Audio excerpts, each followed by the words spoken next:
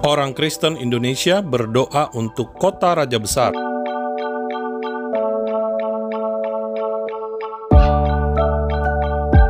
Kita menghadap tembok.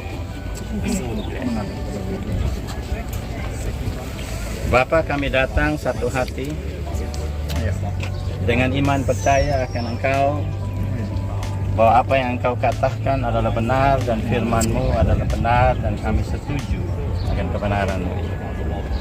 Sekarang ini juga kami satu hati. Kami mau datang menghancurkan segala kuasa-kuasa udara, penguasa-penguasa udara yang bekerja atas tempat ini, yang menguasai Yerusalem, yang menguasai Israel. Di dalam nama Yesus Kristus, kami hancurkan, kami patahkan sekarang ini juga.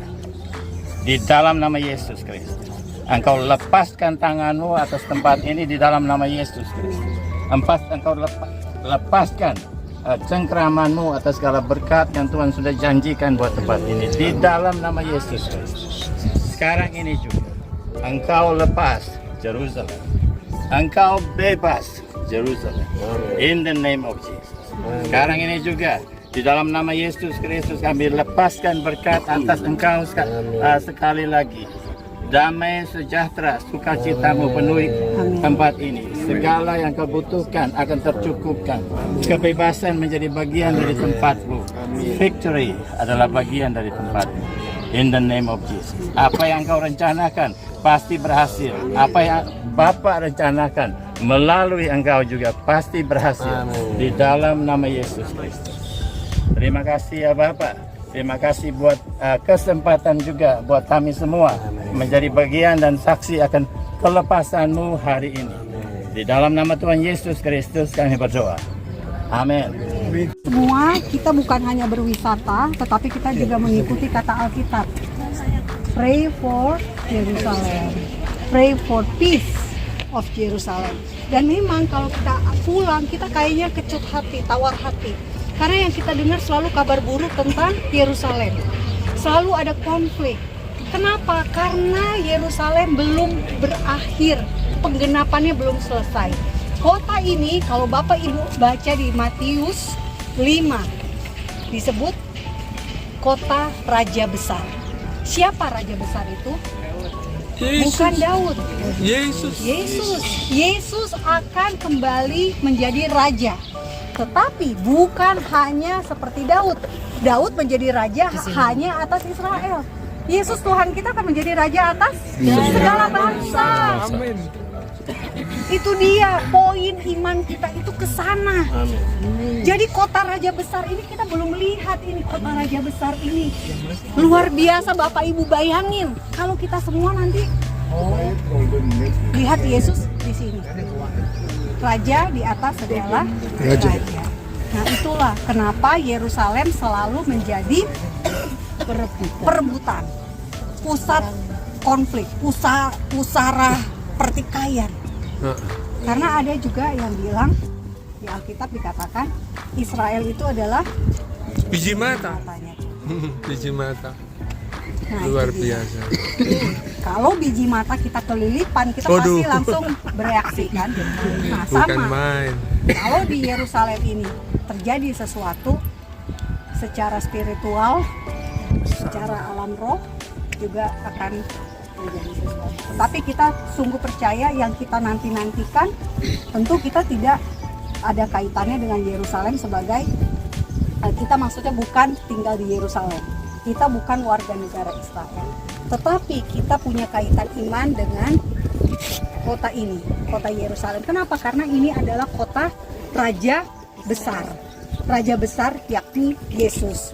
Dan yang paling penting, kalau Bapak Ibu baca di Efesus 2 ayat 12, inilah salah satu ayat yang mungkin tidak banyak dikhotbahkan di gereja Bapak Ibu. Ayat ini sangat penting. Dikatakan begini, bahwa waktu itu kamu tanpa Kristus tidak termasuk kewargaan Israel dan tidak mendapat bagian dalam ketentuan-ketentuan yang dijanjikan, tanpa pengharapan dan tanpa Allah di dalam dunia. Bayangkan Bapak Ibu, kalau nggak ada Kristus, kita tidak termasuk kewargaan Israel. Israel diberikan janji-janji yang luar biasa. Bayangin dari sejak sekarang ini bisa dibilang udah hampir 6.000 tahun. Dari dulu sampai sekarang masih ada. Janji-janji itu yang ditulis di Alkitab tergenapi. Itulah juga kepastian iman kita. Kalau Tuhan menepati janjinya kepada bangsa Israel, maka Tuhan pun menepati janjinya kepada Bapak Ibu semua. Janji buat Israel ya, janji buat gereja iya.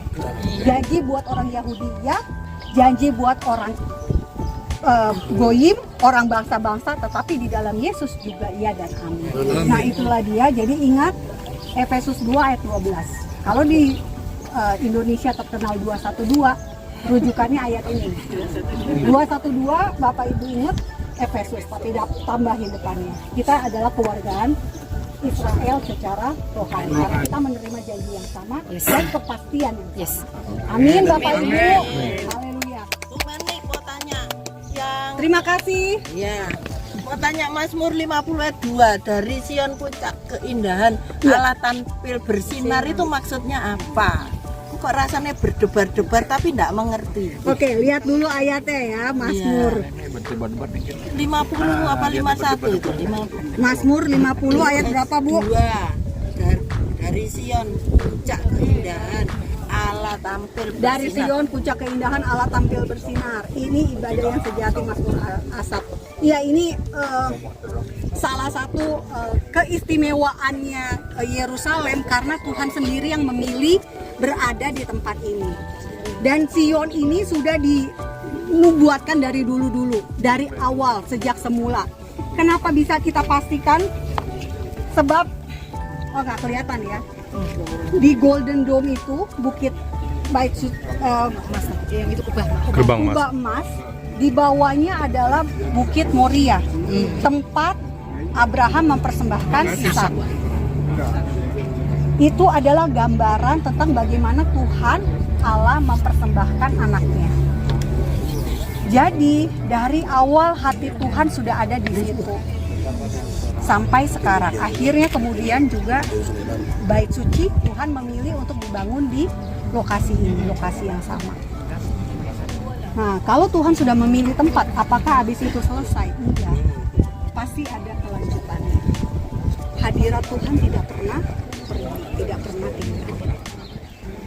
Itu yang penting. Karena hadirat Tuhan ada terus. Makanya dari Sion puncak keindahan Allah tampil bersinar. Karena ada hadirat Tuhan. Amin. Ya, Selalu terima seperti kasih. itu ya. Kemuliaan selalu ada ya. Oh iya. Benar. Mari bergabung bersama Fakta Israel dalam tur Hari Raya Pondok Daun. Salam damai dari Fakta Israel.